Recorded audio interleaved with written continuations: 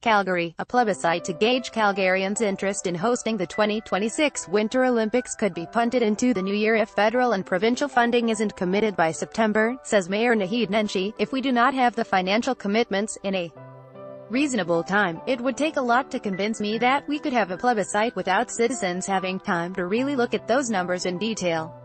Nenshi told the city's Olympic and Paralympic Winter Games Assessment Committee on Tuesday. Calgary is in the running as a potential host for the 2026 Winter Olympics. International Olympic Committee members will vote on a 2026 host city in September 2019. Agence France Presse. The non-binding vote is expected to cost nearly $2 million and will help the three levels of government decide whether to pursue or abandon a bid.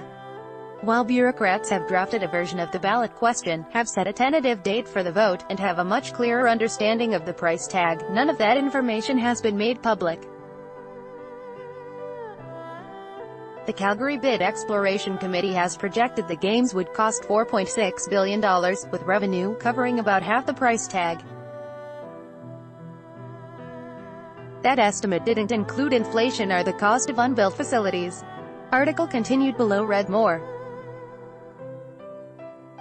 Calgary Olympic Oversight Committee to push for release of Secretariat budget. International Olympic Committee commits $925 million to 2026 host city as Calgary Mull's bid. Plebiscite will be final arbiter on bid to host 2026 Olympics. Oversight Committee Chair says City Solicitor Glenda Cole said the administration continues to refine cost estimates, but final figures wouldn't be available until September, several months after a previous self-imposed June deadline. I think we can agree that what is the most important thing is for those numbers to be accurate so that you and Calgarians can make an informed decision about next steps.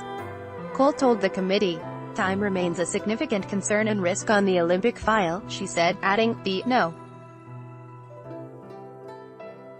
one thing that's important to us is to make sure that those numbers are correct. Article continued below, and she said it would be very, very hard to hold a November plebiscite if the multi-party agreement with Ottawa and Edmonton isn't in place by early September. A delay could force the city to push the plebiscite to January to ensure Calgarians fully understand the costs, opportunities and risks associated with the Games, Nenshi said. But it could also cause major headaches down the road if voters reject hosting the 2026 Olympics and the city abandons its bid that late in the process, he added. That's actually really bad for the federal government and bad for the Canadian Olympic Committee in terms of future bids because we are seen as a not helpful partner in these bids, he said. Count.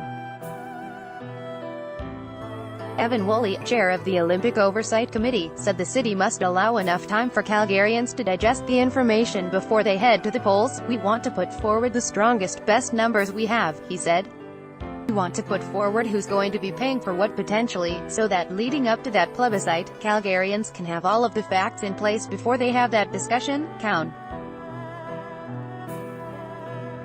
Diane Collier-Gard urged her colleagues and top city officials to write a formal letter to the federal and provincial governments driving home the city's concerns about time-sensitive deadlines. These other orders of government have other things on their minds, like an election next year, and they need to be focused on this for us, said Collier-Gard. It's kind of a come-to-Jesus moment for us. The committee revealed the proposed budget for the city's Olympic Secretariat could top $5.1 million.